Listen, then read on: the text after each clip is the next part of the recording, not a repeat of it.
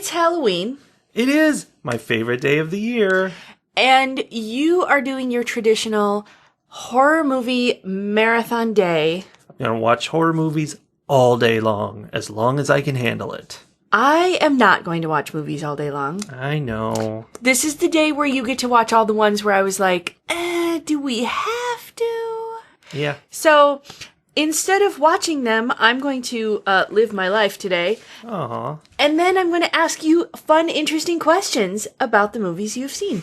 Okay, great. The one thing everybody needs to know is that there will be no spoilers during this episode because I don't expect you to watch 10 movies with me before you listen to the podcast. So that's very reasonable of you. You'll find out through the review whether you should watch these movies. Excellent. Let's go. The first movie you watched was called Haunt from 2019.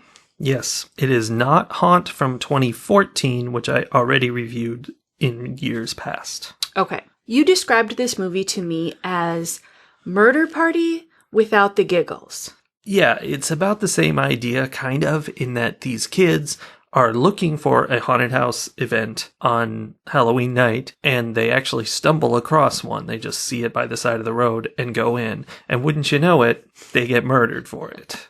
I mean, people have to stop going random places. I feel like that's the answer there. That's a good lesson. Tell us a little bit about what you liked and didn't like about this movie. Okay, I will declare this to be the scariest movie I've watched all month. Nice. So it was a real winner in the horror department. It was really well-crafted, scary stuff, written by the same people who wrote A Quiet Place, which, you know, was very scary also. So as a horror movie, big success. However, the plot is really pretty thin. It's just, you know, the usual kids go somewhere and get murdered, and it's just a question of how they're going to get out or which ones will survive and all that stuff. So, as just a movie, not that impressive, but still really successful horror. In other good news, it has a cool acoustic cover of Rob Zombie's Dragula on the credits. And in other soundtrack news, the credits also mention a song by Kevin MacLeod of Incompetech, who made a song we used in Grotopia. So, small world. Snap. Okay, well, how did you end up rating this movie? If it were purely about horror, I would give this 4.5 fire pokers out of 5. But it's not just about that. I have to watch this story unfold, so I care about the story. So I give it 3.5 fire pokers out of 5. It was solid, but I wish the story had been stronger. Okay, sounds good. Let's move on to the next one. Your next movie was Curse of the Witch's Doll. Indeed. From 2018. Tell me a little bit about this choice. I picked this because it sounded really dumb. Curse of the Witch's Doll. It does sound really dumb. In fact, when you said the name of this movie, I immediately thought of Mr. Show with Bob Odenkirk and David Cross. They have a sketch that they did called The Return of the Curse of the Creature's Ghost. Exactly.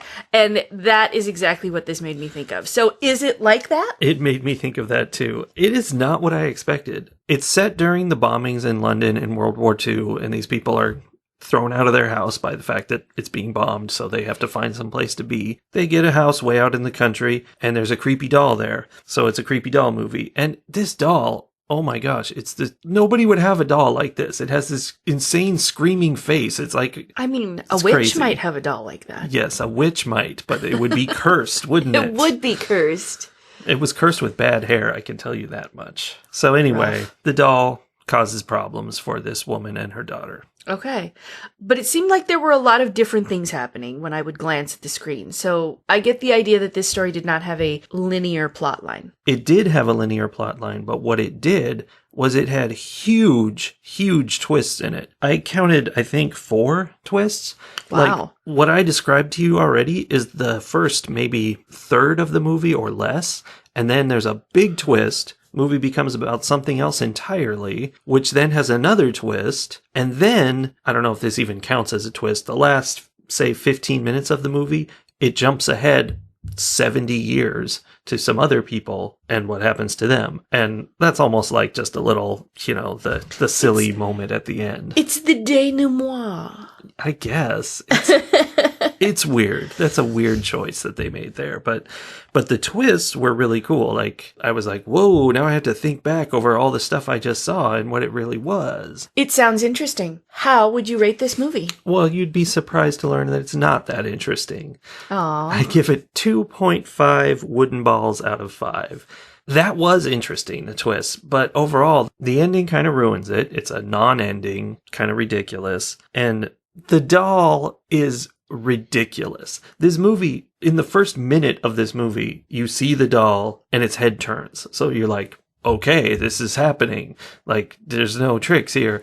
And throughout the whole movie, she keeps doing that. Like, she moves around a lot and it's ridiculous. And they do CGI on her face where she goes like, "Arr," and makes a big monster mouth. And yikes. I mean, it's so over the top and dumb, but the movie's not like that. That's what's part of what's weird is it's a very British movie and they're, solving this ghostly mystery. But at the same time, there's a doll making creepy, scary faces everywhere. It's kind of silly, but I like the twists. All right. The next movie was Headcount from 2018. Tell me a little bit about how you selected this movie. This one just sounded interesting. Like, I think the description backed this up a little bit, but the title, Headcount, you're like, well, why?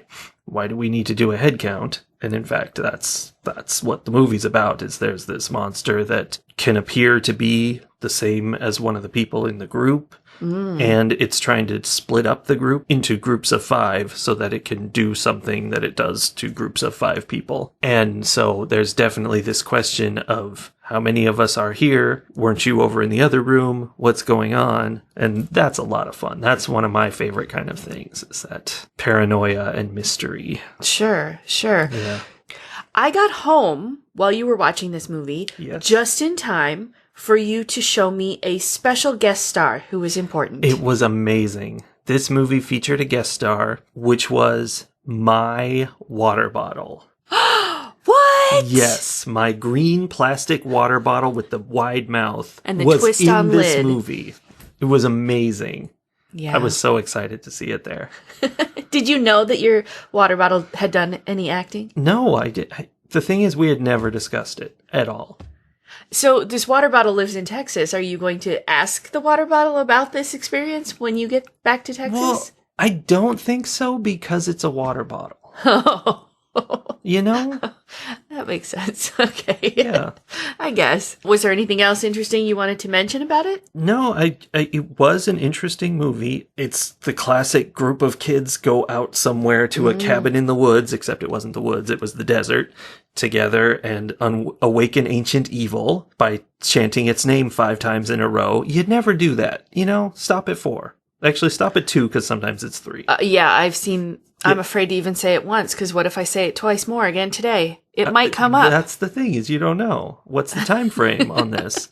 But they awakened ancient evil, and, it got them, and it did it in a psychological and interesting way, although it does kind of just evolve at the end into whatever. Like, I wish I could discuss spoilers, because the way the monster gets people towards the end of the movie is like, wow, that was really easy for you, monster. Like, sure. Why did you take so long to do this? But whatever. So how would you end up rating this movie? I give this one 3.5 water bottles out of 5, because it was enjoyable and mysterious. It wasn't amazing, hence 3.5. It kind of didn't go as much into that mystery and paranoia as I wanted it to. It was kind of light in that way, but it was good. Sounds good. Mm-hmm. Moving on, your next movie was Terrified from 2017. Introduce us to this movie a little. This is my first ever, as far as I know, Argentinian movie. Ooh, new tag. Indeed. Yes, I did add a new tag. Nice. It's hard to describe, because it's got this multiverse theory they discuss in it, which annoyed me, because she was like, the different universes are like the segments of an orange. And I'm like, in what way? How is that a thing? Like, they're next to each other and they're wedge-shaped? They're filled with delicious juice. Well, that they are. But anyway, it's about monsters that you can only see from certain angles, which makes for interesting, creepy moments, although it's used in such a way that it's very strange and hard to understand what's going on. Is it the same sort of idea as, like, what is the story about the different characters from different dimensions, where there's the one-dimensional world, Point Land, and that character goes to Line Land and can only see in one direction there, or can, I know what and then mean. The Line character goes to the 2-dimensional land and can only see, one dimension, one thing, because that's all they're equipped for? No. Oh. It's just like, if you look under the bed, you don't see anything, but then you look under the other side of the bed and you see a monster. It's like that. Huh. I don't know. It didn't really make sense because, like, in some cases, characters would just, like, kind of move their head to the side and all of a sudden they were seeing a monster. Like, that's not really any different. You're looking a little bit different. And, like, they never, like, slid partway into view. It was just like, there they are, there they aren't. It was very strange. I'm not quite sure what to make of that, but the concept was interesting and you're wondering about it. And it was full of kind of this Cronenberg style, like also like in The Thing, kind of body horror, people being twisted up kind of stuff. Oh, yeah. Real weird and creepy. So that was interesting. And there was a good jump scare in it that I really liked because it wasn't the classic orchestra hit, whoa, jump out of my seat. Mm-hmm. I didn't jump at all, but I got a fright. Like, I was like, whoa, it's suddenly here. You took a fright. I took a chill. That darling man is trying to kill me. That darling man gave me a fright. A bit of a fright, I must say. Which reminds me, one of the characters in this movie is American, and it's kind of funny because they're all speaking Spanish, including him, and he's doing it poorly. And he was really easy to understand compared to the rest, because I speak a little Spanish, but it's way easier to understand when somebody's slowly, badly saying it. Were there any big ideas in this movie? Well, it was all that multiverse stuff, these things are coming from another world, and it was something about how they get inside people and don't drink the water, and it was weird and interesting, and that's the real problem I had with it. Like, I really liked it, except those big ideas didn't make sense. Like, they never connected up, and they were just kind of like, yeah, whatever. Yeah. So that was my huge problem with this movie. All right. So how would you rate Terrified? It's competent, it's solid, but that mysterious, spacey plot just doesn't add up for me at all. So I gave it 3. I give it 3 eagles out of 5. There's an eagle outside our window right now. Landed in our tree. Wow. Do you think it's the same one who landed in the tree the other day? I do. I think we have a personal eagle. Yes. That's awesome. Your next movie, I see, is called Terra Fire, although it is from 2016, the year before Terrified. Are they related? They're related in that I chose to watch Terra Fire because I just watched Terrified. I said, I've seen this movie Terra Fire, like on Netflix and stuff on the list, and I'm like, that makes sense. So I did it.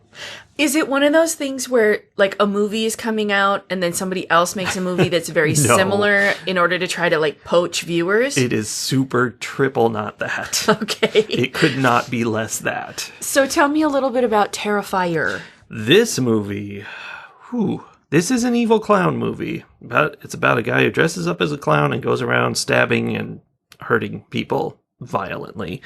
And that is the entire plot of the movie. There is nothing more to say than that. I kind of just spoiled the movie, I guess, because that's the whole movie. But it is a total throwback to those 80s, not movies anybody normal has seen. The movies that you get in a grungy VHS store back in the corner. They're not professional. They're like, the only difference between this and a snuff film is that nobody actually died. That you know of. Yeah, it's absolutely, the whole point of watching it is to see gore and murder and enjoy that, I guess. That's upsetting, and I'm not at all sad that I missed this movie. No, you didn't want to see this, and I didn't want to see this. It's disappointing. And the thing for me is the fact that there was no plot. Like, I don't want to see that. I need a story. I want to know what's going on. And there was nothing to this. It's literally, it starts with him putting on his makeup, and then, we follow some various characters who, of course, end up getting murdered. And they get murdered throughout the movie, and that's it. There is a twist in that the last scene of the movie, it becomes a supernatural movie. And before that, it's just straight up serial killer, which is weird and doesn't seem to make any sense. I think they just did it because they were just trying to, throw everything at the wall. That was that kind of movie where they're just like, okay, now you do this. And wouldn't it be gross if you did that? And it's very gory and torture and just... Like they were just trying to tick all the, this is what people who like this stuff like to see. And, they were trying to be creative in going over the top and being as horrible as possible. And definitely the whole thing was like shot on grainy film, or I think more likely given an Instagram filter of grainy film because it was filmed in 2017. So it looks like it was filmed in the 80s. But it's not even pretending to be that because everybody's got their cell phones and stuff. So it's set in the present. It's just a total stylistic throwback. So I'm going to guess that this one did not rate highly?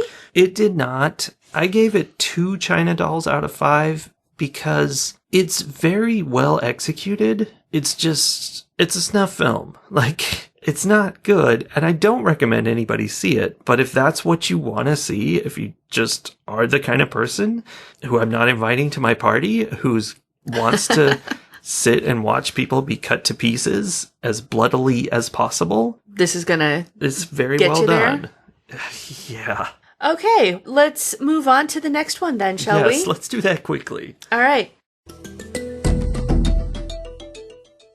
Next in line is Cooties from 2014.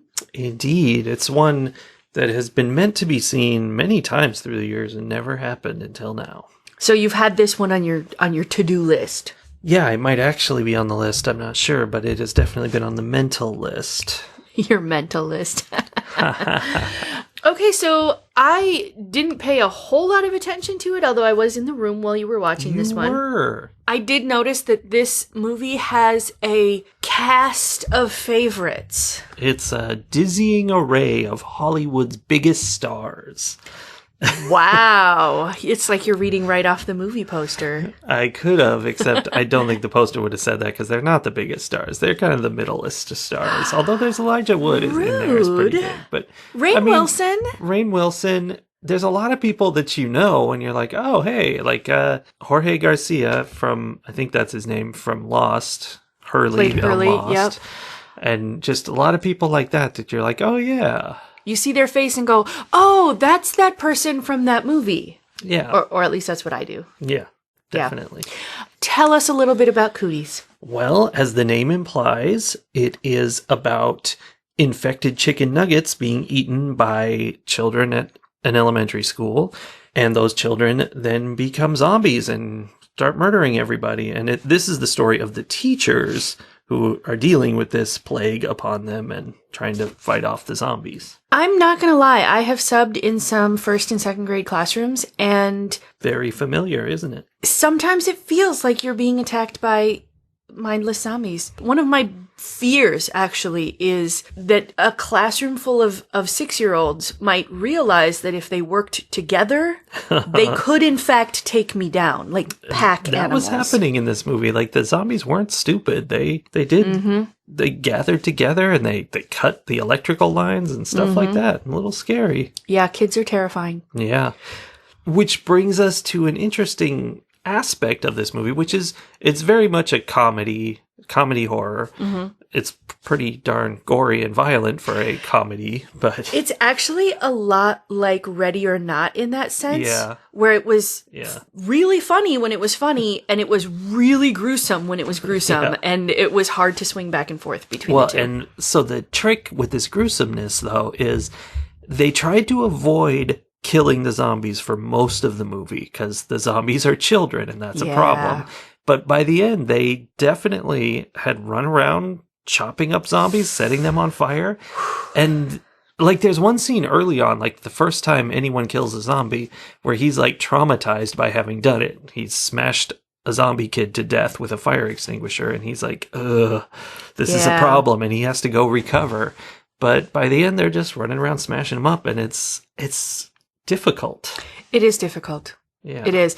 I had a hard time knowing how to react to this movie because as a teacher, some of the jokes resonated with me in ways. And I love kids. I loved being a teacher. But there's a dark humor that goes into it that kind of keeps you going because it can feel very futile at times. Yeah. And there was a point after they knew the kids were zombies and they were afraid of them and they knew the kids could hurt them. They were running away and they find a kid in the library and one of the teachers yells, "I hate it! Kill it!" Yeah. And now she was a terrible person to begin with. Yes, she was. So, there's that, but it made me laugh because, but then also, it sounds terrible to say that. Yeah.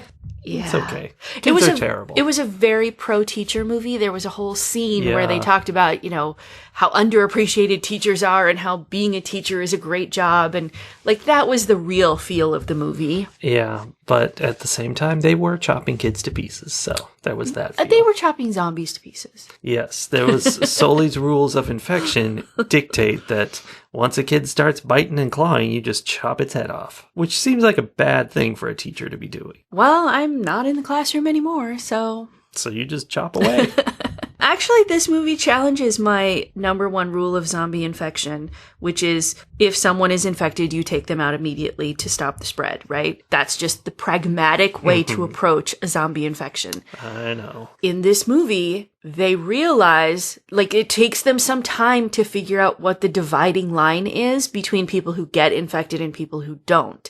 And so, according to my rules, Tamara should have been taken out, and she wasn't.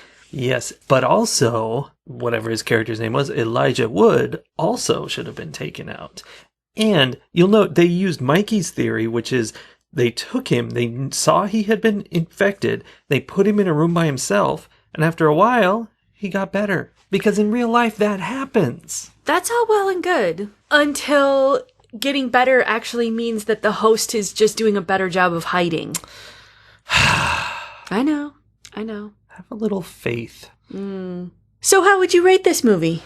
I think it was a case where they mixed the genres too hard. It should have been more of a straight comedy than it was, because the comedy would be going on and then they all start running for their lives and fighting for their lives and it gets intense for a while and then they say funny things again and it's kind of weird. Although there's a later battle where they're they've gathered up weapons and they go and fight, and that's more ridiculous and silly, and that's more what I would expect. So it kind of goes into more serious zombie territory, which is kind of weird. But it was pretty enjoyable. The comedy wasn't as amazing as I wanted it to be. Early on there was some funny stuff, but then it was kind of whatever. So I'm going to give this one 3 crumpled dollars out of 5. Okay. I agree with the over mixing of genres and it's jarring how different these genres are and having them pushed together. Yeah. But it happens in other movies. We saw that in One Cut of the Dead. We saw that in Ready or Not. Good. But I didn't like the mixing there either. They didn't mix it smoothly. It's chunky peanut butter versus smooth. And part of me wants to be it's such a weird combination. Who wants to watch these funny, gory movies anyway? And then I'm oh, right, me. Yeah. I want to watch these funny, gory movies. Yeah. Because I do like the lightheartedness and the horror. I mean, that's sort of who I am, I guess. I agree it was not done very smoothly. And while it was an entertaining movie to watch once, it's like going to the world's biggest ball of yarn museum. Yeah. It's something to do, and then you can say you've done it, and people will be like, whoa, what was that like? But nobody really cares, and you didn't really enjoy it while you were there. It's just a funny story to tell now. Okay. That's sort of how I feel about this movie. So I am also going to give it 3 crumpled dollar bills out of 5. All right. Well, I'm glad you watched it with me somewhat. Moving on. We have now reached the portion of the program where you talk about Don't Leave Home, from 2018. That is this portion. I can't believe you knew that. I know. This movie is... It's about an artist. Her art is creating little dioramas. It's adorable. And she's made a diorama. A critic hates it. And that breaks her heart, which is the horror of the movie, according to you, correct? I saw almost none of this movie because very early on, she is having her little art installation, and before it's even open, she's not even done. Yeah. And there's already a critic who has been like, this is terrible, this artist is the worst. And yeah, like, oh my gosh, that's literally my worst fear. Well, it gets worse, because she heads off to Ireland to visit the guy that the artwork was about, that the critic basically said, you're ruining this guy's legacy, you're hurting him. And apparently he's told her, no, you're not, it's cool, I'm interested, can I have this art piece for money? And so she goes there to visit him and to work on a new art piece for him. And it's a whole mystery, because her piece is about the fact that he painted a picture of a girl, and then later the girl vanished, and she also vanished from the picture, which is very exciting. So people wondered about that, and the movie talks about her visit there, which it makes it feel like this is an Irish movie, because like 5 minutes of it at most is set in America, and it could easily have been filmed in Ireland, that part too. But I think it's actually an American film. I don't know.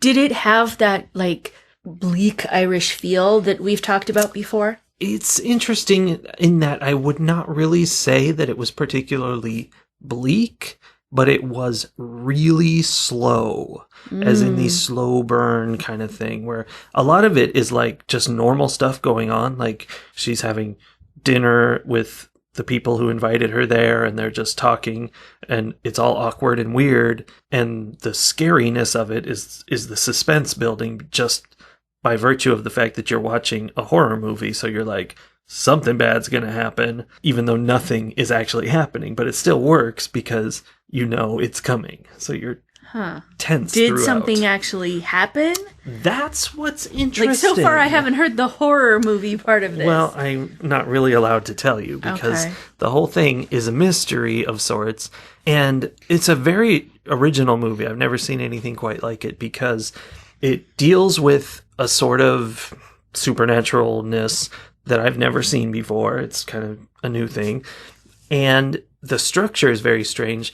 About 2/3 of the way through the movie is the point that would be the climax of a normal horror movie. So then there's a bunch more after that, which kind of wraps things up and resolves some issues from that. And it's interesting. That part I like. The movie is full of mystery and questions, but it does pretty much answer them by the end, and it all makes sense. It sounds quite interesting. Yes, it's a lot about art and life, and how they interplay with each other. So, like Murder Party. It's not much like Murder Party, no. I didn't really think so. No. But, I mean, technically, you could say the same thing about Murder Party. There was no cult of people in powdered wigs in Murder Party. That was the other thing that I saw, was them blindfolded getting into the van. Yeah. It's very strange. Yeah. Anyway, you guys aren't supposed to know about that. Huh. Well, how would you rate this movie? I think I'll give this one about 3.5 mud figurines out of 5. It was good, it was solid, but it just it definitely lacked punch, though. Like, there was, I don't know how to say it. It wasn't quite there. Yeah. That's sad. But it was an interesting mystery, and I think people could watch that. Okay. No gore, no violence, just philosophical, psychological issues. Did it count as horror? Oh, yes. Okay. Yes, it did. Okay. Well, then let's move on to the next movie. Poltergeist Encounters. Now, after that slow burn Irish madness, I felt the need to find me some found footage.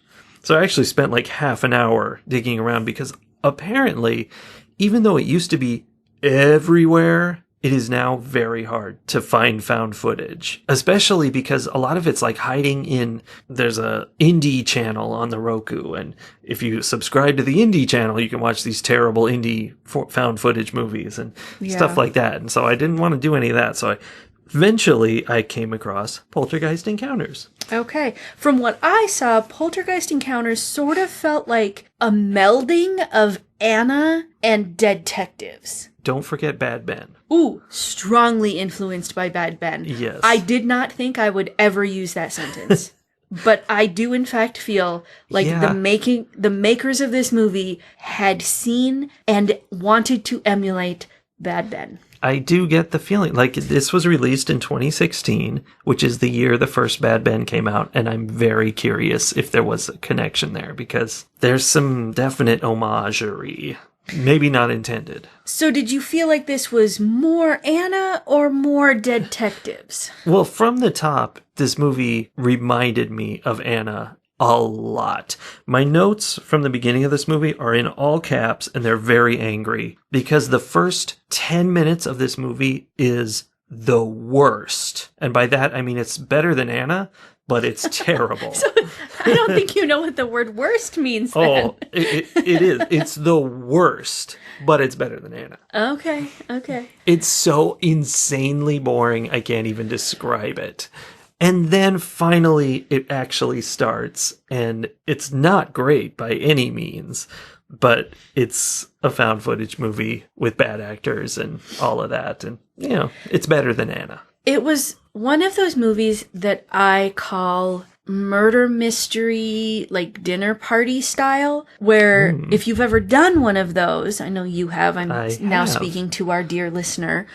If you've ever done one of those, it's like a party in a box, and everybody gets a part, and they open up their little thing, and they get to read about what their character is. And during each section of it, each character has something they're trying to accomplish. But how you get that accomplished is up to you. It's all improv. And it feels like that's how this movie was scripted out. Was like, they'd start a scene, and they'd be like, okay, you have to get them to come to the idea that it's poltergeist, and you have to be trying to convince everybody to leave. And just like in every scene, you have to be trying to leave, but not actually succeed at doing it. Well, that's the problem with that particular character, that here's your task came up so early, but then she wasn't allowed to leave yet. Yeah. So then for the next half hour, every time she opened her mouth, it was, if one more thing happens, I'm going to leave. And then lots of things would happen, and she was still there. And although that was sort of explained,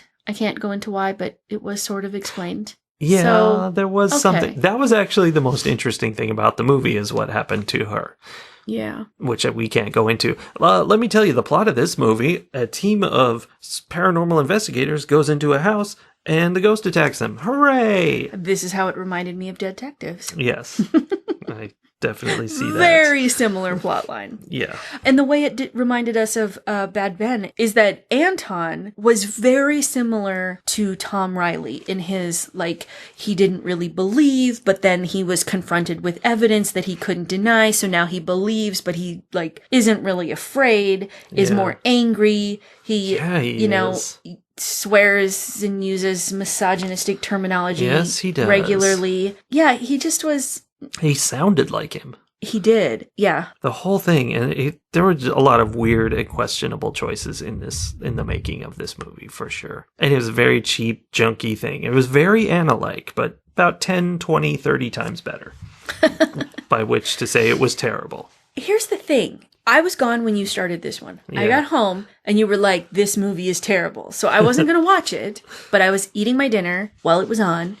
And there was one moment where they're walking through this house, getting to know it, and so far nothing has happened. And then they open the bathroom mirror, and for just a flash, there's a monster in the mirror. There's a ghost in the mirror. Yeah. Because I happened to be looking at just the right time. I'm like, oh. So then, as they're walking through the rest of the house, I was like fascinated, captivated, trying to see what else was going to happen. Your favorite game. Yes, it had that like paranormal element to it. Yeah. And that even when it's a terrible movie, I love to play the what's hiding in the shadows game.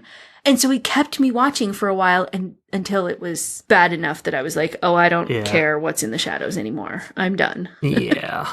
So, from what you saw, how would you rate this movie? I would give Poltergeist Encounters 1 ghostly tennis ball out of 5. It was marginally better than Anna. See, I think it was much better than Anna, and that's why I would give it 1 ghostly tennis ball out of 5. Wait, didn't you give Anna 1? No, I gave Anna 0. Oh. A very appropriate 0. If you, loyal listener, really want to experience Poltergeist Encounters, and you could, it's always fun to watch garbage movies, I would suggest you fast forward to the 10-minute mark. That's where they start the titles for their fake TV show, Poltergeist Encounters, which is also the title of the movie. If you start there, you're good. You're not missing anything. Literally, there's no reason to watch the part before that. That's what I would suggest. All right. Well, what do we have next? Well, Soli, our next film is Haunters, The Art of the Scare from 2017, which, as it probably sounds, is not a horror movie, and I knew this. It's a documentary about haunted houses, and I always like to try to squeeze one of these in because it's fun. Do you always? I was going to ask you if this was the first time you had cheated on your horror movie hoedown with a not movie. I mean, it's a movie, but, you know, a documentary. I swear I did once. I definitely did. And it was also, of course, about haunted houses. I think it's called The Houses October Built or something like that. Anyway, that was basically the same thing. It's delving into different people who run haunted houses and, you know, how they feel about that, how their spouses feel about that, and so on. I can only imagine.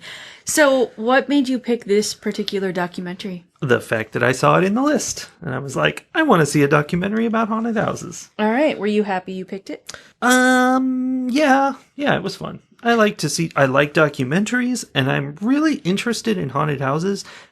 I think I've only ever been to one.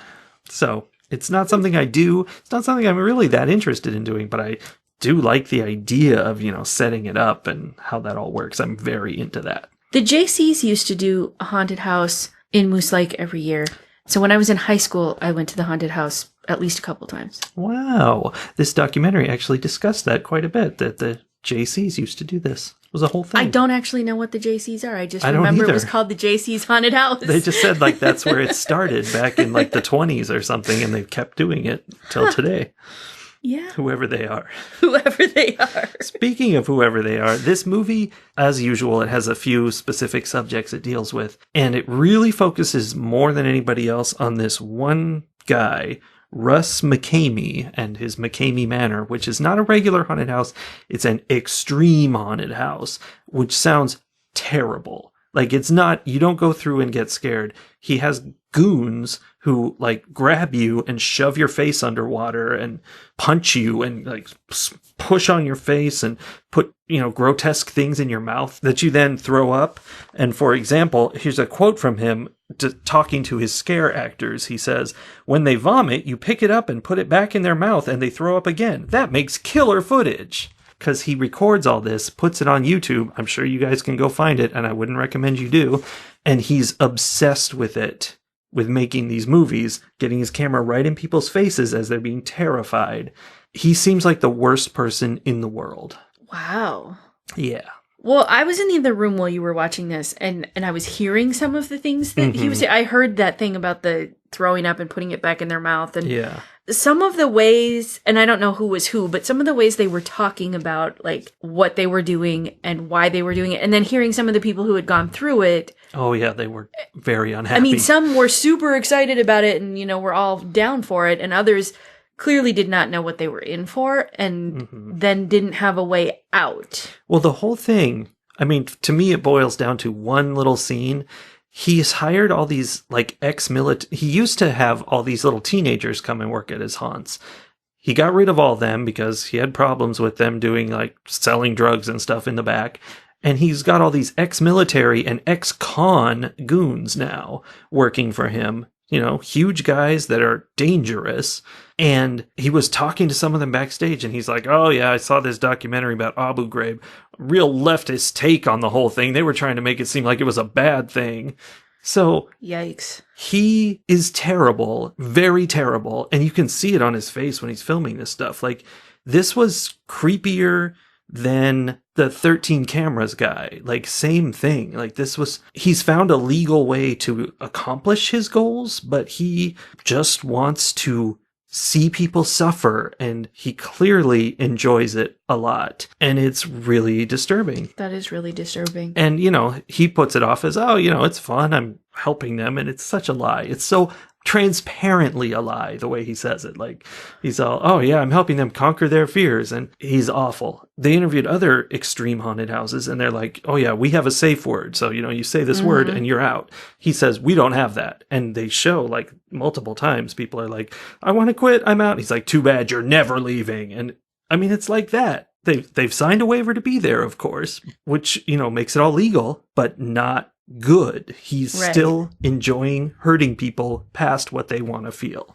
So he gets their consent, but then at no point do you have a way of rescinding that consent until he decides he's done with you. This is no enthusiastic informed consent situation. This is sounds whatever he wants. Really, really disturbing. Yeah, he was disturbing. And his wife looked and sounded exactly like Beverly Goldberg, which was fun. Interesting.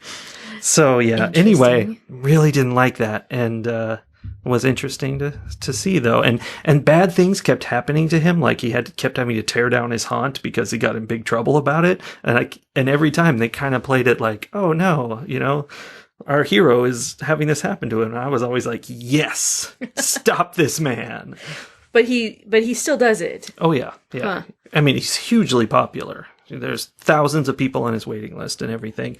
And they interviewed all these other people with their haunted houses and stuff, and, people who do acting for it. And those people, I liked every single one of them. I was like, you're being creative, you're having fun, you enjoy, getting these fun scares out of people. And they always talked about, I won't push them too far. If they want to run away, they run away, and that's great, and they really enjoyed when people fainted in front of them. Not actually fainted, but like dropped to the ground in front of them.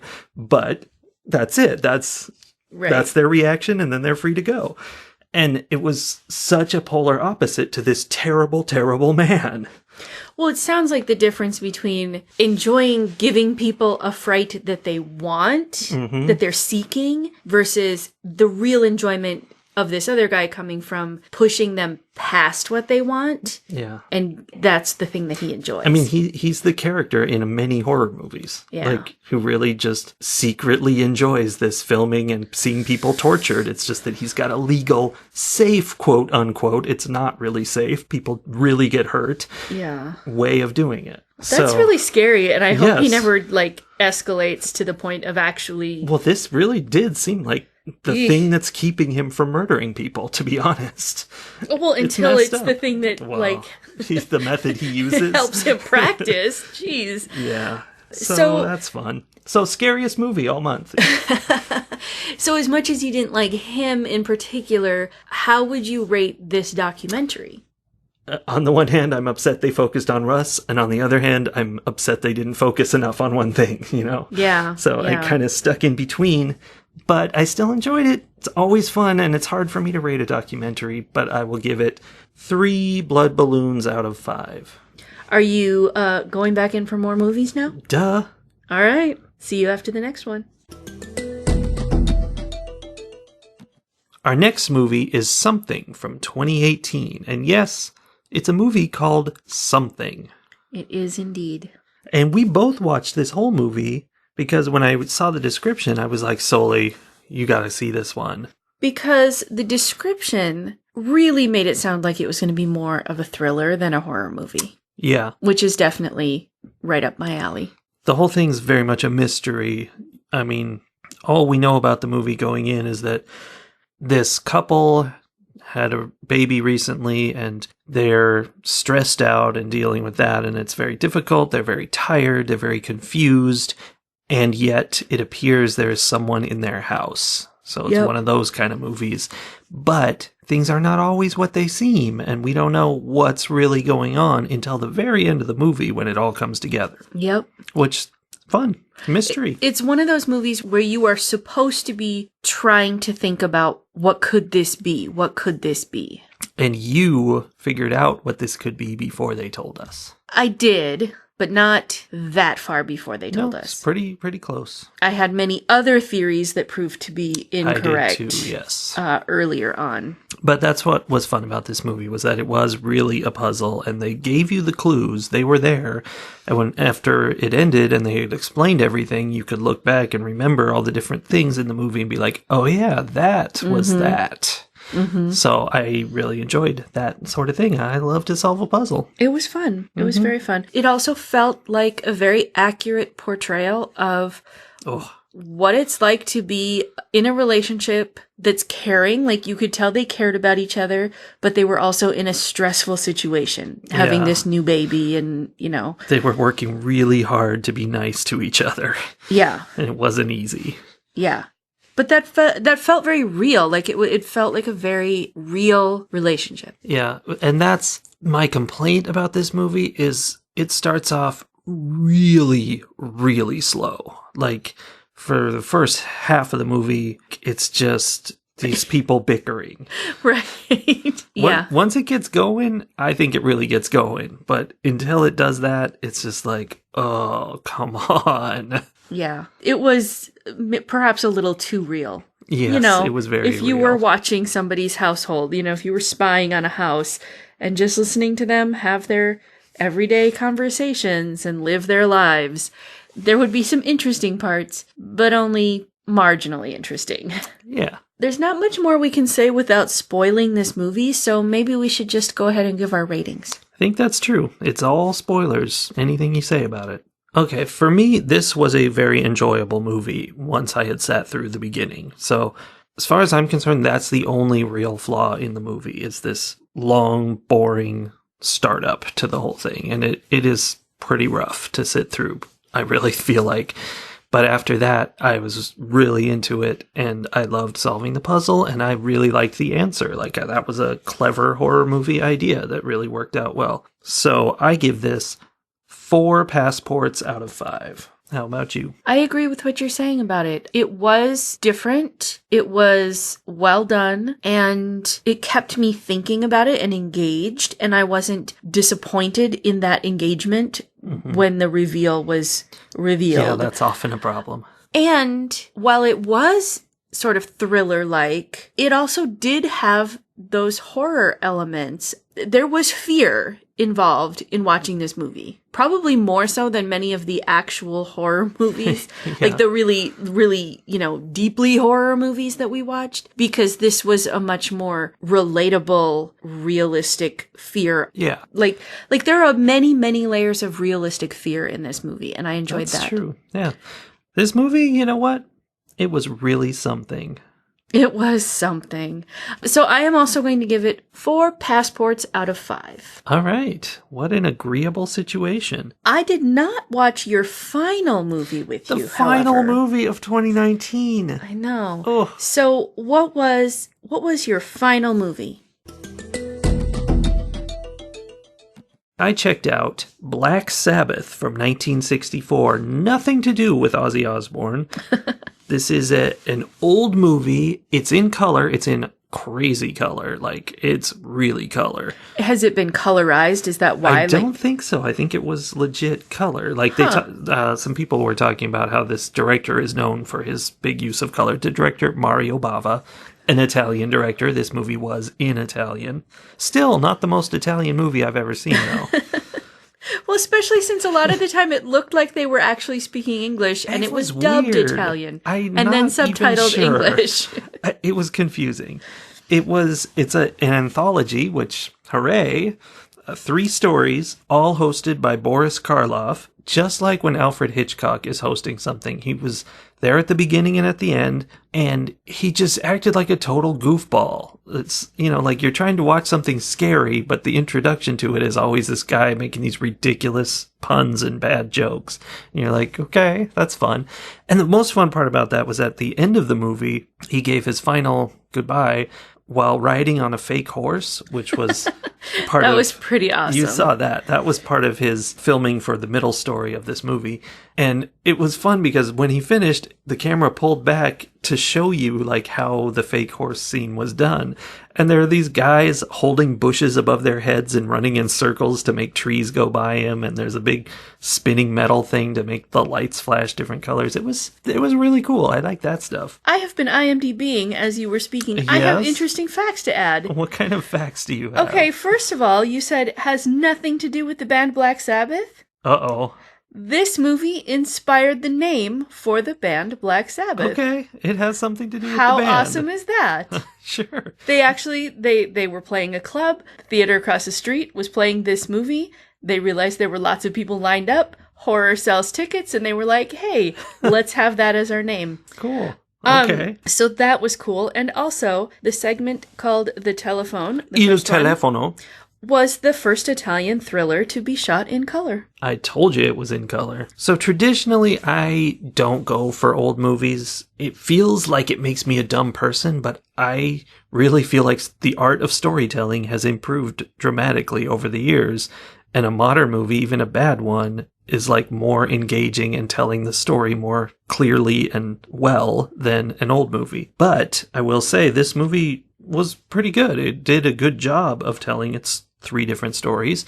And, they were simpler stories than you'd get today, but they still had twists and they were interesting and they were reasonably paced as well. They weren't super boring. One thing I had been thinking about while watching this movie was like, I was watching it and I'm like, this is pretty interesting. I'm enjoying this. And I realized I was complaining so much about Halloween from 1978. This movie is 14 years earlier than that movie. Mm-hmm. And this is scarier. It's more clever. It's way more engaging and less boring. So, I was talking then about how movies in the 70s were, much more interesting than what Halloween had to offer. This is more interesting. It's from way back then. I'm not even complaining that Halloween's bad. It's fine. There's bad movies today. There's Anna today.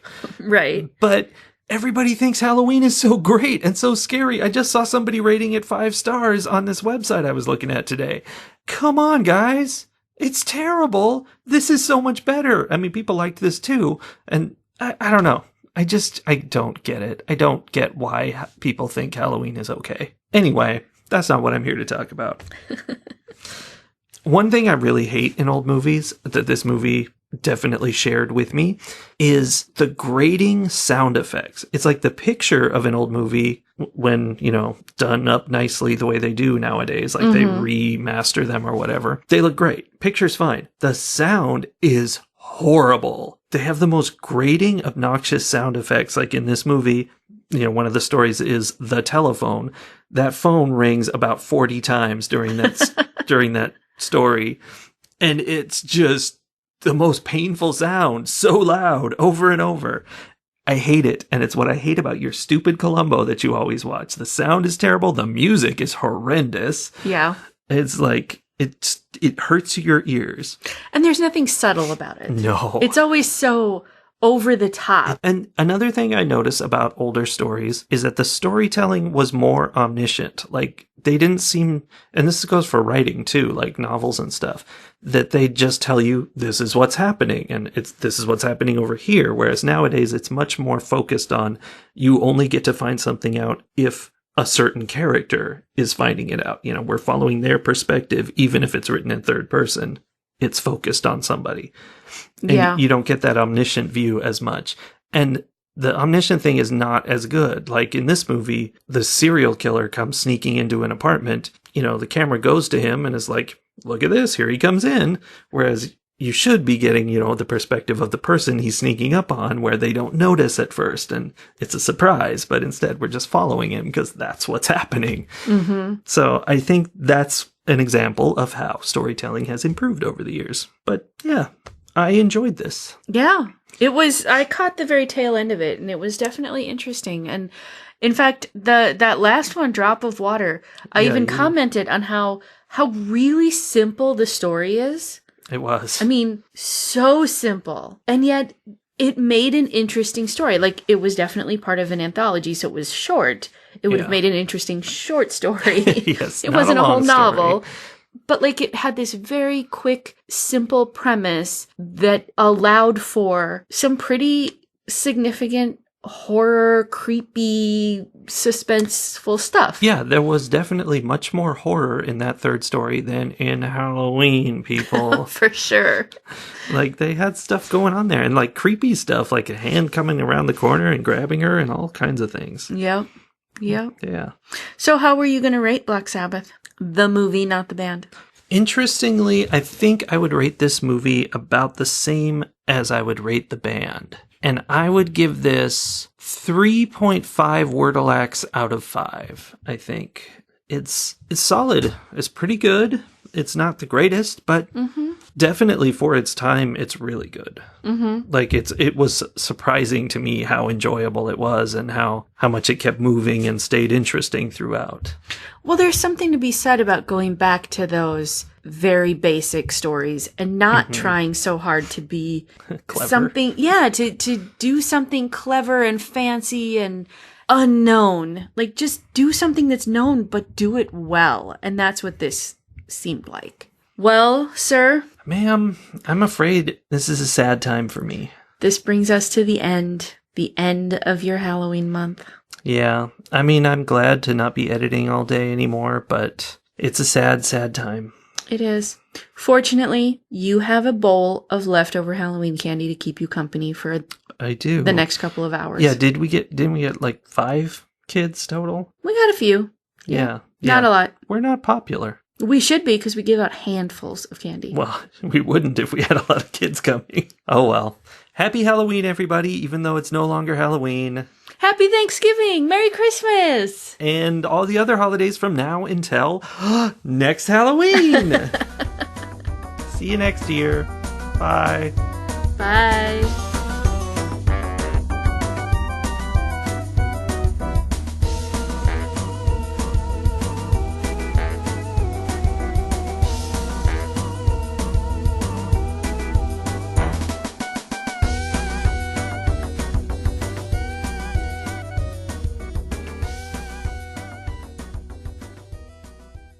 Here's my wife solely to talk to me about these movies. I'm glad you're introducing me finally on the 32nd podcast of the year. Well, it's also our 65th podcast in total. So it's about time they met you. Yeah.